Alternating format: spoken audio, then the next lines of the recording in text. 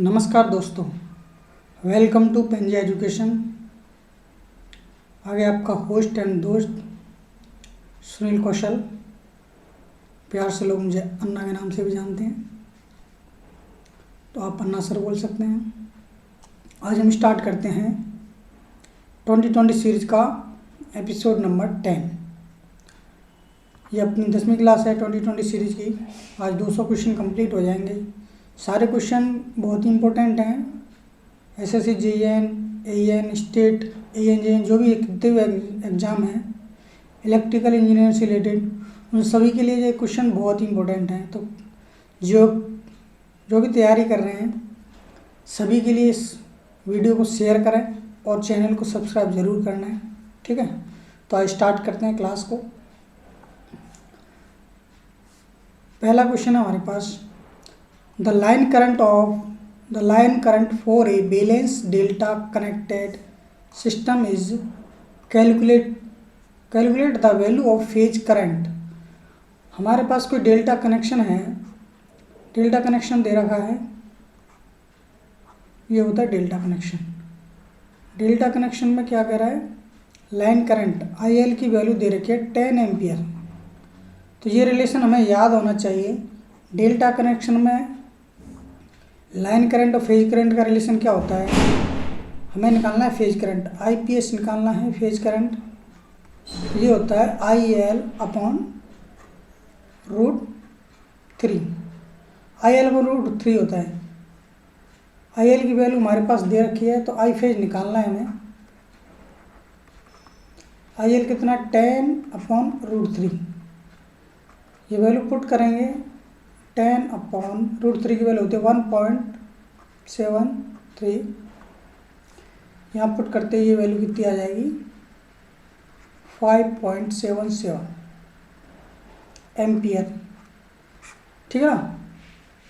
अब इसके और डेल्टा में करंट और फेज का रिलेशन, करंट का, लाइन करंट और फेज करंट का रिलेशन होता है I phase equal to IL upon √3, जबकि वोल्टेज का रिलेशन होता है V phase equal to V line. ये डेल्टा कनेक्शन में होता है, ये हमें याद होना चाहिए। डेल्टा कनेक्शन में वोल्टेज का रिलेशन होता है V फेज, लाइन वोल्टेज और फेज वोल्टेज डेल्टा कनेक्शन में सेम रहते हैं, जबकि current I phase equal to IL upon √3 होता है। ऐसे ही हमारे पास ये क्वेश्चन है, आंसर इसका हो गया 5.77। ए पर 10 ampere, B 17.32 ampere, C option है 5.77 एम्पियर। ऑप्शन सी आपका आंसर सही हो गया है, सी आ गया। थोड़ा और बात कर लेते हैं इस क्वेश्चन के साथ भाई। बस हमें ये बेसिक रूल पता होना चाहिए। डेल्टा कनेक्शन में क्या होता है, अगर बैलेंस कंडीशन है तो I फेज क्या होता है, IL अपॉन √3, ये डेल्टा कनेक्शन के। और स्टार कनेक्शन है हमारे पास, स्टार कनेक्टेड है तो उसमें I phase equal to I line. Line current और फेज करंट इक्वल होते हैं कब, स्टार कनेक्टेड में, ठीक है ना। और डेल्टा कनेक्शन में क्या होता है, I phase equal to IL by √3। Star connection में वोल्टेज का रिलेशन क्या होता है, B फेज इक्वल टू होता है VL अपॉन √3। तो ये हमें पता होना चाहिए। ये होता है स्टार में, ये होता है डेल्टा में,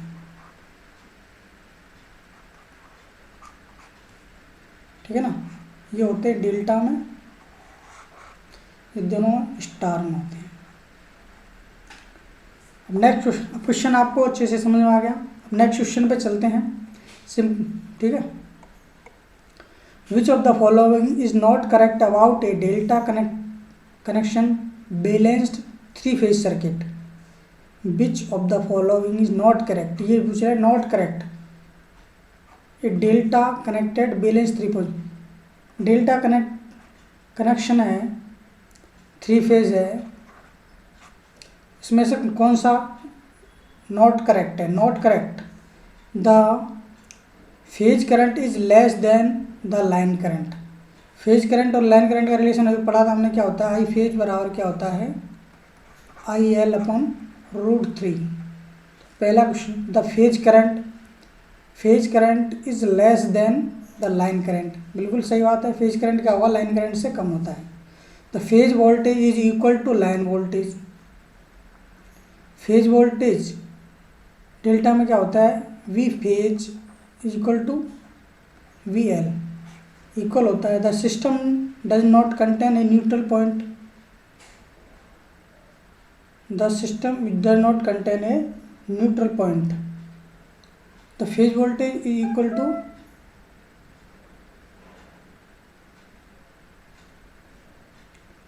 neutral point, it is the 4 wire system, it is the 4 wire system. तो डेल्टा में क्या होता है, ये क्या है, 3 वायर सिस्टम होता है। ये क्या है, 1 2 3 वायर होता है। The system does not contain a neutral wire, सही बात है, इसमें न्यूट्रल नहीं होता, ठीक है। It is a 4 wire system, नहीं ये 3 वायर होता है। स्टार कनेक्शन में क्या होता है, न्यूट्रल पॉइंट होता है स्टार में, ये न्यूट्रल होता है, इसमें 4 पॉइंट होते हैं, ठीक है ना, 4 वायर होते हैं। इट इज द, तो ऑप्शन डी बिल्कुल आपका सही आंसर हो जाएगा, ऑप्शन डी।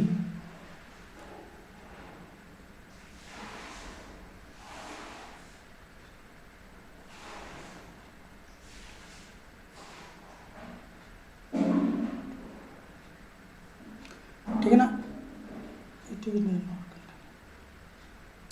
तो ऑप्शन कौन सा, ये 4 वायर नहीं, ये 3 वायर सिस्टम होता है। कैसा होता है, 3 वायर सिस्टम होता है, ठीक है। Which of the following not correct about delta, simple सा है, डेल्टा बैलेंस सिस्टम है।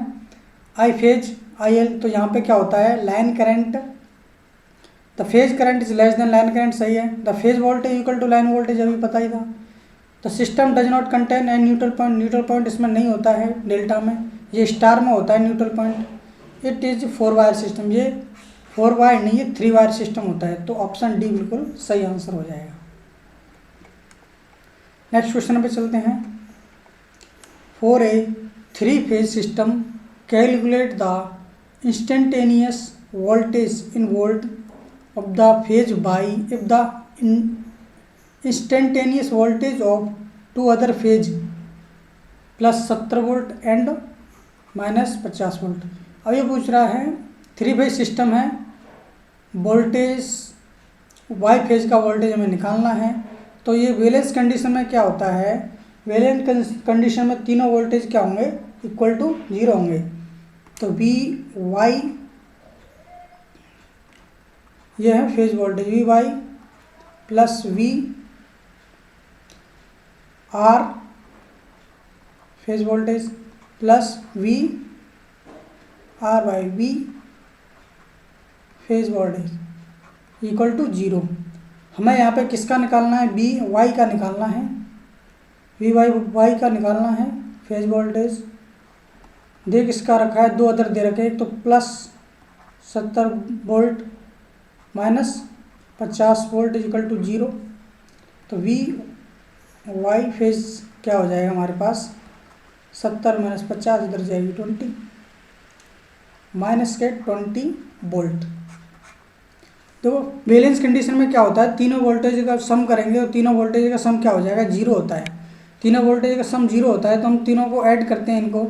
तो यहाँ पे 2 फेज की वैल्यू दे रखी है, एक 70 वोल्ट एक 50 वोल्ट, ठीक है ना। 70 वोल्ट दे रखी है, 50 वोल्ट दे रखी है, तीनों को ऐड करते हैं। तो तीनों की वैल्यू ऐड करने के बाद हमारे पास वाई फेज की वैल्यू आ जाएगी, ये कितनी हो जाएगी, माइनस 20 वोल्ट। 20 वोल्ट नहीं, माइनस 20 वोल्ट या 60 माइनस 60, तो 20 वोल्ट आंसर बिल्कुल सही हो जाएगा, ठीक है ना। नेक्स्ट क्वेश्चन पे चलते हैं। For a 3 phase load balanced condition each phase has the same value of, for a 3 phase load balance condition, कोई 3 फेज सिस्टम दे रखा है, ईच फेज सेम वैल्यू, सब फेज की सेम वैल्यू है, बैलेंस कंडीशन है, तो उसका इम्पीडेंस भी सेम होगा, रेजिस्टेंस भी सेम होगा, पावर फैक्टर भी सेम होगा। ऑल ऑप्शन आर करेक्ट, यानी कि कोई बैलेंस कंडीशन में है और सारे फेज सेम वैल्यू कौन कौन सी होता है, इम्पीडेंस भी सेम होगा, उसका रेजिस्टेंस भी सेम होता है, पावर फैक्टर भी सेम होता है। बैलेंस कंडीशन में सारी चीज़ें क्या होती हैं, सेम होती हैं, ठीक है। तो ऑप्शन डी इसका आंसर हो जाएगा। नेक्स्ट क्वेश्चन पे चलते हैं, ठीक है। The total number of possible phase sequence for a three phase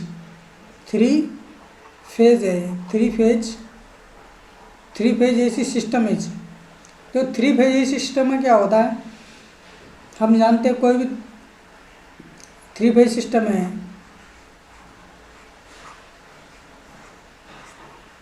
are है, एक वाई है, एक वी है, तो उसमें कितने सीक्वेंस बन सकते हैं। तो हम बताएं कौन सा बन सकता है, आर वाई वी बन सकता है, V Y R Y V, next V Y R, यानी कि दो ही फेज सीक्वेंस बन सकते हैं, दो ही फेज सीक्वेंस पॉसिबल होते हैं थ्री फेज सिस्टम में। और एक को तो कांस्टेंट रखना पड़ेगा, चार को कांस्टेंट रख देंगे, दो फेज को आपस में इंटरचेंज कर देंगे। सिर्फ हमारे पास क्या होता है, दो phase sequence, total number of possible phase sequence for a three phase AC system में कितने बन सकते हैं, सिर्फ दो ही बन सकते हैं, ठीक है ना। एक आर वाई वी बन सकता है, एक वी वाई आर बन सकता है, ठीक है ना, एक आर वाई वी, एक वी वाई आर, ठीक है।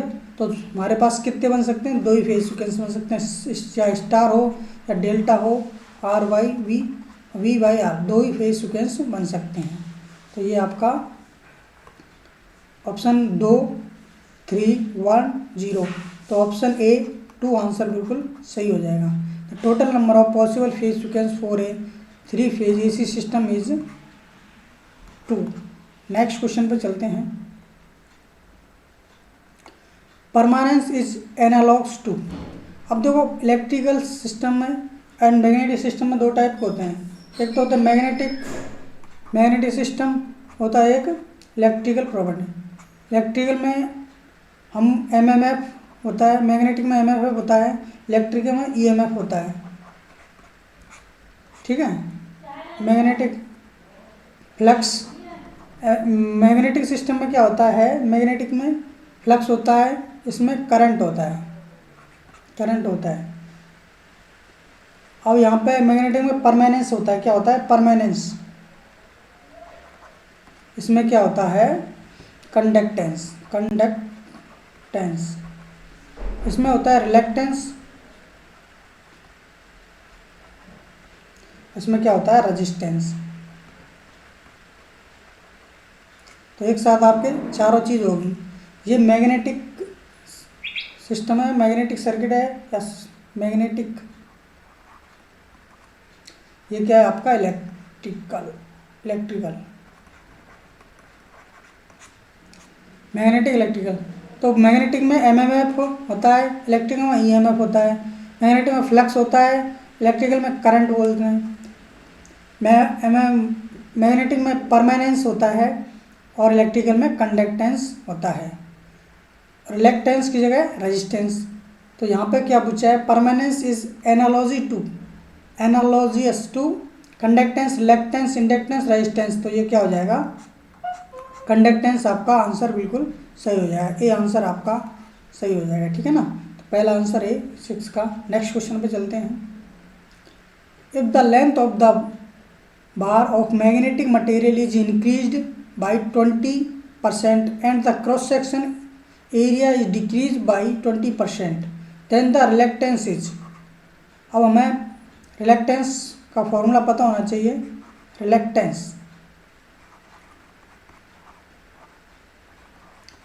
रिलक्टेंस बराबर क्या होता है, एल म्यू अपॉन ए।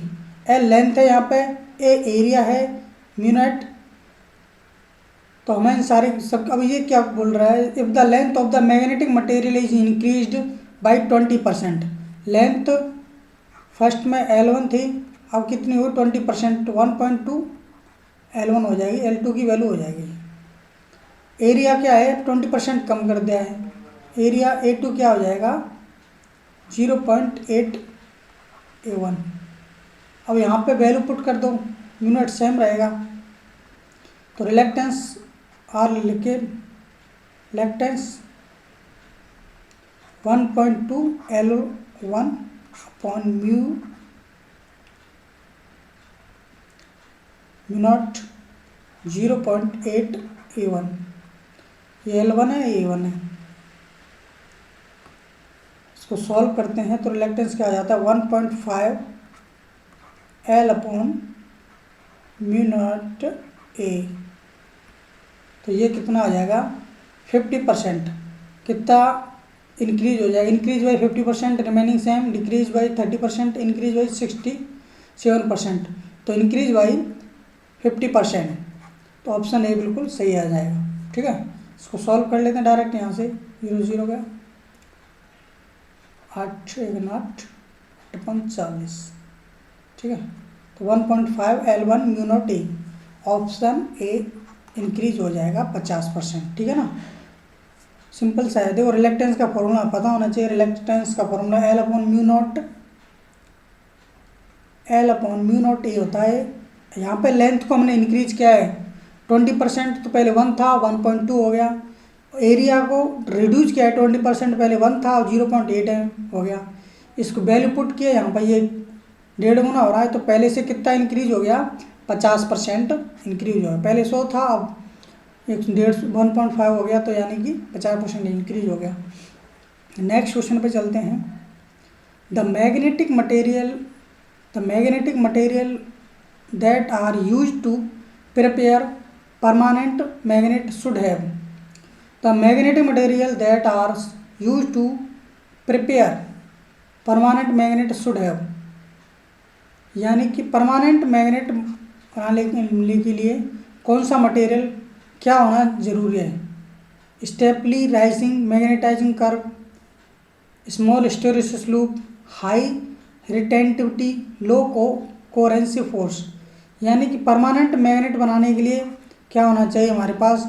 परमानेंट मैग्नेट बनाने के लिए हाई रिटेंटिविटी होनी चाहिए, हाई कोहेरेंसी फोर्स होना चाहिए, यानी दोनों ही हाई होना चाहिए। हाई तो हमारे पास रिटेंटिविटी होनी चाहिए, रिटेंटिविटी हाई होनी चाहिए, और हाई ही क्या होना चाहिए, कोहेरेंसिव फोर्स होना चाहिए। दोनों ही हाई होने चाहिए। ठीक है ना, retentivity.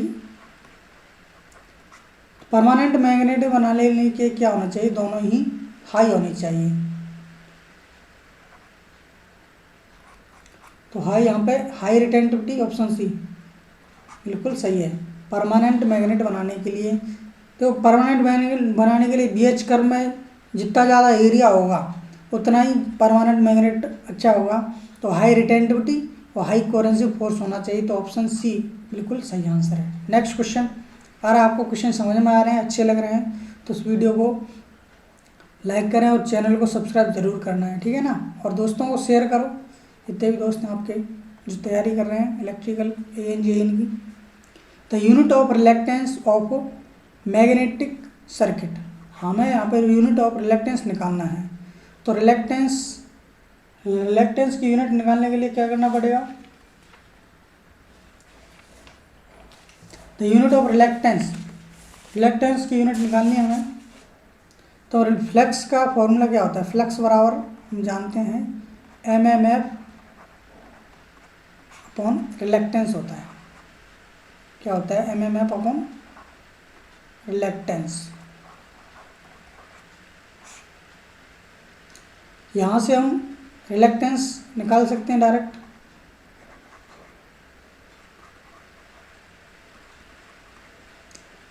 MMF upon flux. MMF की यूनिट क्या होती है, एम्पियर टन। MMF की यूनिट क्या होती है, एम्पियर टन। फ्लक्स की क्या होती है, वेबर होती है। हम सभी जानते हैं फ्लक्स की यूनिट क्या होती है, वेबर। MMF की एम्पियर टन। तो हमारे पास रिलेक्टेंस की यूनिट क्या आ गई, ampere turn upon weber. Ampere turn upon metre, weber per metre, ampere turn per weber per ampere turn. तो ऑप्शन सी बिल्कुल सही आंसर आ जाएगा। Ampere turn per weber, ampere turn per weber आपकी रिलेक्टेंस की यूनिट हो जाएगी। Simple से हमें पता है फ्लक्स का रिलेशन, फ्लक्स को हम फाई बोलते हैं, फाई बराबर MMF एम्पियर टन अपॉन ये रिलेक्टेंस होता है। यहाँ से हम रिलेक्टेंस की वैल्यू निकाल सकते हैं। Ampere turn upon phi weber होती है, phi unit, ampere turn upon हो जाती है। ठीक है, डायरेक्ट आंसर सी हो जाएगा इसका। नेक्स्ट क्वेश्चन पे चलते हैं। Two parallel conductor carrying current in opposite direction will exert on each other. अब ये बोल रहा है दो पैरेलल कंडक्टर हैं carrying current in opposite direction, यानी दो पैरेलल कंडक्टर बना लेते हैं हम। एक कंडक्टर ये है, इसमें इधर करंट जा रहा है, दूसरा कंडक्टर ये है, इसमें इधर करंट जा रहा है। अब यहाँ पे हम देखो राइट हैंड का रूल लगाते हैं, ऐसे ऊपर करंट जा रहा है तो यहाँ से इंटर करेगा, इसमें करंट यहाँ से फ्लो होगा, इधर से आएगा। अब इसमें क्या होगा, नीचे है तो इसमें क्या हो जाएगा, इसका उल्टा हो जाएगा।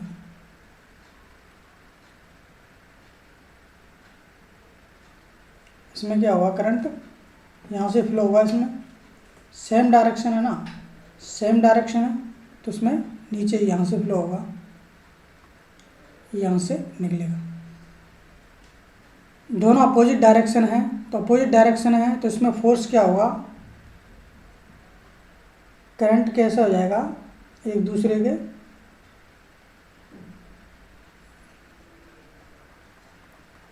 इसमें यहाँ से इधर फ्लो होगा, ऐसे आएगा।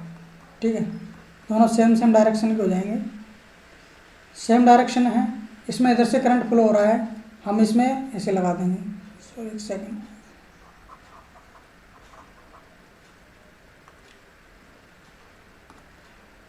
इसमें करंट कैसे फ्लो होगा, इसमें इधर से फ्लो होगा, ऐसे आ जाएगा इधर। ठीक है, तो इसमें फोर्स किधर लगेगा, इस साइड है F1, इसमें लगेगा फोर्स F2।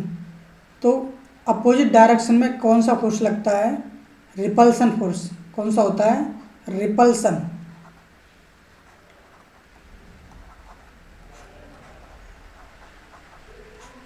अपोजिट डायरेक्शन में कौन सा लगेगा, रिपल्सन फोर्स। कैसे लगता है, देखो ये दोनों करंट अपोजिट डायरेक्शन में है।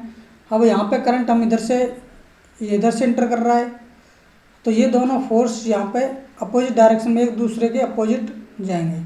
ठीक है, यहाँ पे दोनों पोल सेम बनेंगे। यहाँ पे सेम क्या है, यहाँ पे नॉर्थ बनेगा तो यहाँ भी नॉर्थ बनेगा। ठीक है, नॉर्थ बनेगा, और इधर साउथ बनेगा, इधर साउथ बनेगा। तो इस हिसाब से दोनों ये एक दूसरे को क्या करेंगे, अपोज करेंगे। जबकि सेम डायरेक्शन होती, सेम डायरेक्शन में क्या होता है, इधर से करंट इंटर कर रहा है, इधर निकल रहा है, इधर से करंट इधर कर रहा है, इधर निकल रहा है, तो दोनों क्या हो, इधर N बनेगा तो इधर S बनता है, तो दोनों एक दूसरे के क्या हो जाते हैं, अट्रैक्टिव हो जाते हैं सेम डायरेक्शन में। ये क्या है, अपोजिट डायरेक्शन।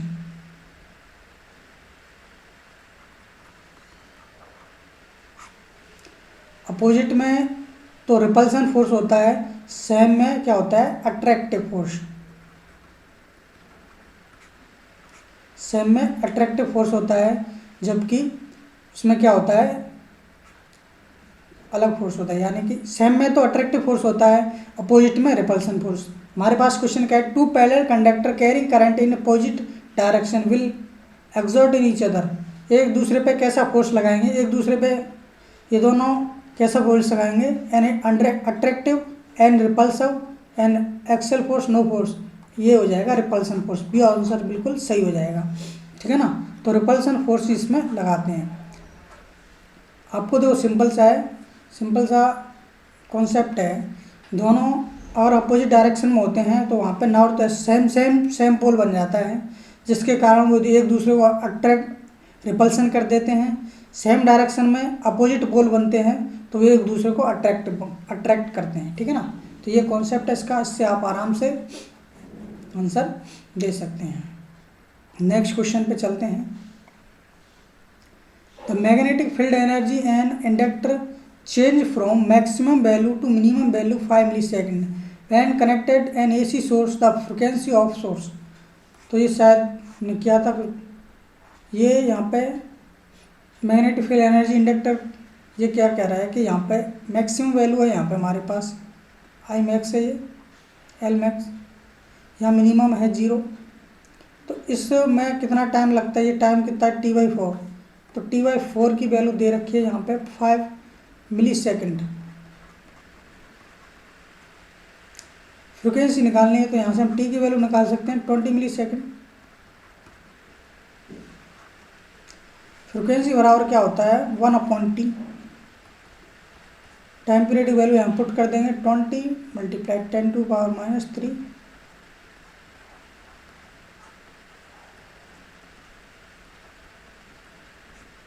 50 हर्ट्ज फ्रिक्वेंसी आ जाएगी। सी आंसर बिल्कुल सही हो जाएगा।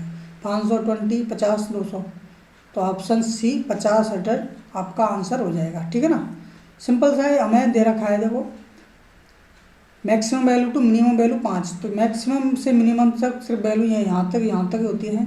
तो total time period of T होता है, इससे हम फ्रिक्वेंसी निकालते हैं। नेक्स्ट क्वेश्चन पे चलते हैं।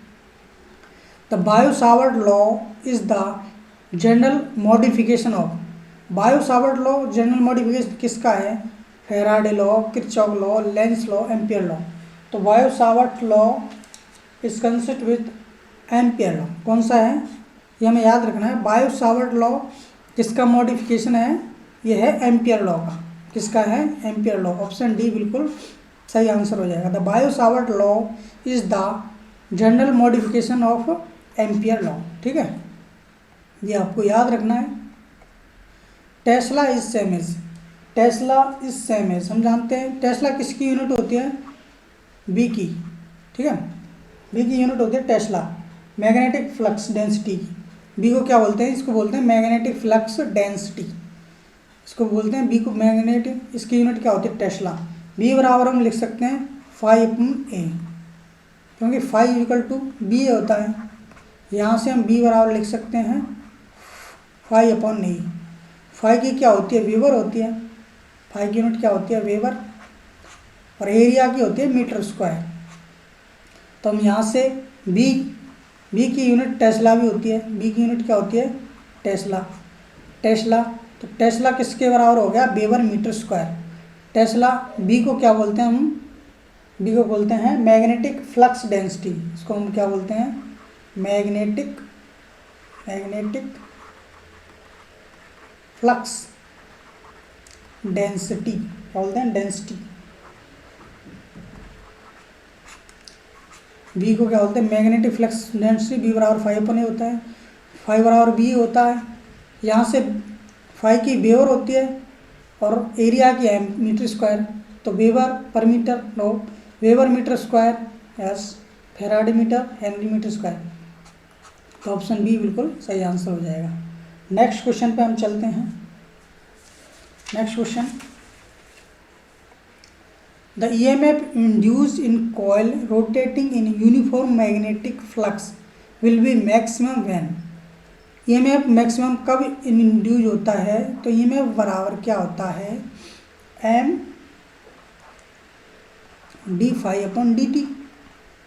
md∅dt, एम क्या म्यूचुअल इंडक्टेंस है यहाँ पे, d∅dt। तो ये मैक्सिमम कब होगा? जब rate of change of flux maximum होगी, यानी कि जो फ्लक्स लिंकेज की रेट सबसे ज़्यादा होगी तभी EMF मैक्सिमम होगा। ठीक है ना। तो rate of cutting flux by coil side is minimum, no. Flux linkage with the coil is maximum, linkage नहीं चेंज होना चाहिए। Rate of change of flux linkage is minimum, no. Rate of change of flux linkage is maximum, यानी कि जितनी ज़्यादा flux line cut होती हैं उतना ही हमारा EMF जनरेट होता है। इसी पे सारे आपके मोटर जनरेटर सारे इसी पे वर्क करते हैं, क्योंकि जितना ज़्यादा हमें फ्लक्स प्रोड्यूस होता है जितना ज़्यादा उतना ही हमारे पास EMF जनरेट होता है। तो EMF बराबर क्या हो जाएगा? md∅dt। जितना ज़्यादा फ्लक्स कट होगा, रेट ऑफ चेंज जितनी ज़्यादा फ्लक्स की चेंज होगी मैक्सिमम होगी, उतना ही हमारे पास EMF जनरेट होता है। तो ऑप्शन डी बिल्कुल सही आंसर जो होता है, rate of change of flux linkage is maximum. ठीक है ना।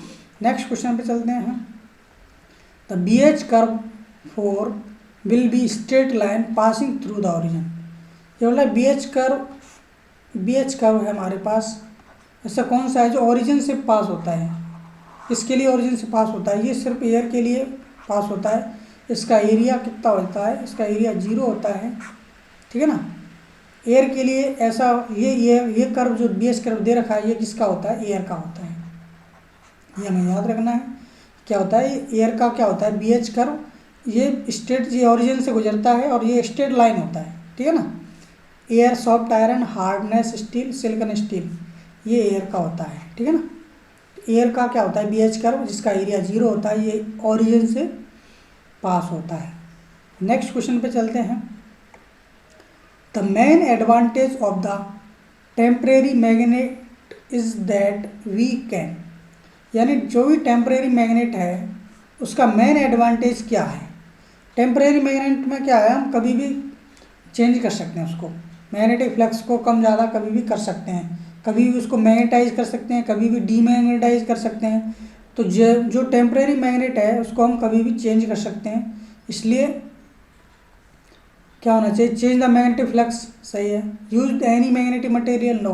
Decrease the hysteresis losses, magnetise without any source. तो उसमें क्या करते हैं? चेंज द मैग्नेटिक फ्लक्स, यानी कि जो टेम्परेरी मैग्नेट है उसमें मैग्नेटिक फ्लक्स को हम कभी भी चेंज कर सकते हैं, ठीक है ना। तो ऑप्शन ए बिल्कुल सही हो जाएगा। नेक्स्ट क्वेश्चन पे चलते हैं। The magnetic material used in permanent magnet is, permanent magnet में क्या हो जाता है? एल्यूमिनियम, निकल, कोबाल्ट। निको, ये फॉर्मूला होता है एली निकल कोबाल्ट। एल्युमिनियम, निकल और कोबाल्ट, ये हमें किसके लिए यूज करते हैं? परमानेंट मैग्नेट के लिए। आयरन, सॉफ्ट स्टील, निकल, हार्डनेस स्टील। तो यहाँ पे क्या है? निकल। तो ऑप्शन सी बिल्कुल सही है। परमानेंट मैग्नेट के लिए हमें निकल, एल्युमिनियम और कोबाल्ट ये सारे यूज करते हैं, तो निकल बिल्कुल सही होना आंसर हो जाएगा। The BH curve is use to find the MMF of the section of this section of the magnetic circuit. The section is, the BH curve is used to find, the BH curve is used to find of the this section magnetic circuit. This section is, तो BH curve किसका होता है? जो भी iron part होता है ना, BH curve में पता है क्या होता है? ये BH कर्व होता है आपका, ये BH कर्व होता है। ये किसका होता है? जितना आयरन पार्ट होगा उतना ही, जितना ज़्यादा देखो आयरन पार्ट होगा उतना ही अच्छी मैग्नेट बनती है। तो ये आयरन पार्ट का होता है BH कर्व। किसका होता है? आयरन पार्ट का BH कर्व होता है, ठीक है। नेक्स्ट, एयर का तो पता ही 0 होता है। नेक्स्ट क्वेश्चन है, सेकंड लास्ट क्वेश्चन है। आपके 18 क्वेश्चन कंप्लीट हो चुके हैं और बहुत ही अच्छे तरीके से अब समझाया आपको। ये नेक्स्ट क्वेश्चन है। 20 centimetre long coil has 10 turn and carry a current of 750 milli ampere. The magnetising force of the coil is, magnetising force को हम क्या बोलते हैं? H से डिनोट करते हैं। किससे? H से।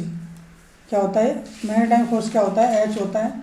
इसका फॉर्मूला क्या होता है? NI/L। N क्या है यहाँ पे? N नंबर ऑफ टर्न है हमारे पास 10। I क्या है यहाँ पर? I हमारे पास एम्पियर, कितना करंट है? 750 to 10 मिली एम्पियर। और L क्या है हमारे पास? लेंथ है, लेंथ है 2 सेंटीमीटर, 2 × 10⁻⁻²। तो हम यहाँ से H की वैल्यू, मैग्नेटाइजिंग फोर्स की वैल्यू निकाल सकते हैं डायरेक्ट। कितनी आ जाएगी? 375 एम्पियर टन। इसकी यूनिट क्या होती है? एम्पियर टन पर मीटर। तो 375 एम्पियर टन पर मीटर। ऑप्शन ए बिल्कुल सही आंसर है। बी है 225 एम्पियर टन, सी 675, डी 450 एम्पियर टन। तो ऑप्शन ए बिल्कुल सही आंसर है, 375 एम्पियर टन पर मीटर, ठीक है। लास्ट क्वेश्चन है आपका। और आपको अच्छे क्वेश्चन लग रहे हैं तो इस वीडियो को लाइक करें, चैनल को सब्सक्राइब जरूर करें। The magnet is kept its medium for air surrounded by an iron ring. The magnetic line of force from magnet will be, ये बोल रहा है एक आयरन की रिंग वो है, द मैग्नेट है हमारे पास, तो वो कैसा कर्व बनाती है, ठीक है ना। तो ये मैग्नेट होती है हमारे पास,